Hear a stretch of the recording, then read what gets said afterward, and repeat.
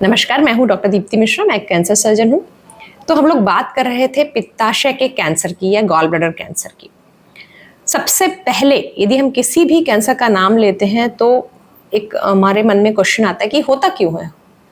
कारण बहुत सारे हैं, लेकिन जो हमारे लिए सबसे इंपॉर्टेंट है वो दो कारण हैं। स्पेशली हमारे लिए क्यों बोल रही हूँ, जो भी जनता कानपुर की है या जो कोई भी गंगा के किनारे रहते हैं, गैंजेस बेल्ट अंग्रेजी में जिसको बोलते हैं, जो लोग भी गैंजेस बेल्ट में पूरे देश में जहां जो भी इनके किनारे रहते हैं, उनके लिए ये मैसेज बहुत जरूरी है।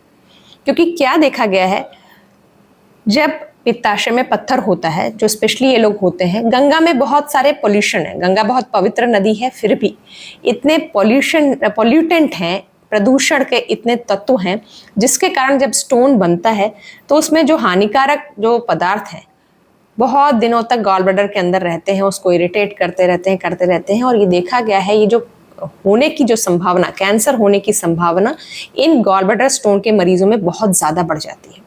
और ये साधारण बात नहीं है। नॉर्मली किसी भी और जगह किसी मरीज को यदि गॉल ब्लैडर का स्टोन होता है, तो यदि उनको कैंसर होने की संभावना 1 है, तो इन गैंजेस बेल्ट वाले मरीजों को संभावना 20 टाइम ज़्यादा होती है। तो आप सब समझ सकते होंगे कि इसकी ग्रेविटी कितनी बड़ी है। याद रखें, यदि किसी को भी परिवार में गॉल ब्लैडर का स्टोन है, पित्ताशय का स्टोन है, और आप इस गंगा के किनारे वाले एरिया के रहने वाले हैं, तो प्लीज इसको रखना नहीं है। गॉल ब्लैडर को, पित्ताशय को ऑपरेशन करके निकाल देना है। दूसरी इंपॉर्टेंट चीज है, बहुत सारे कारण हैं कैंसर होने के, गॉल ब्लैडर के कैंसर होने के। जैसे बहुत दिन तक यदि गॉल ब्लैडर में कोई इन्फेक्शन रह गया, जैसे टाइफाइड का इन्फेक्शन बहुत दिनों तक रह जाता है, ऐसा इरिटेशन, लगातार इन्फ्लेमेशन, जो अंग्रेजी में इन्फ्लेमेशन बोलते हैं, मतलब लगातार कुछ ना कुछ होते रह रहा है जो इरिटेट कर रहा है गॉल ब्लैडर को, वो भी एक कैंसर का फॉर्म ले सकता है।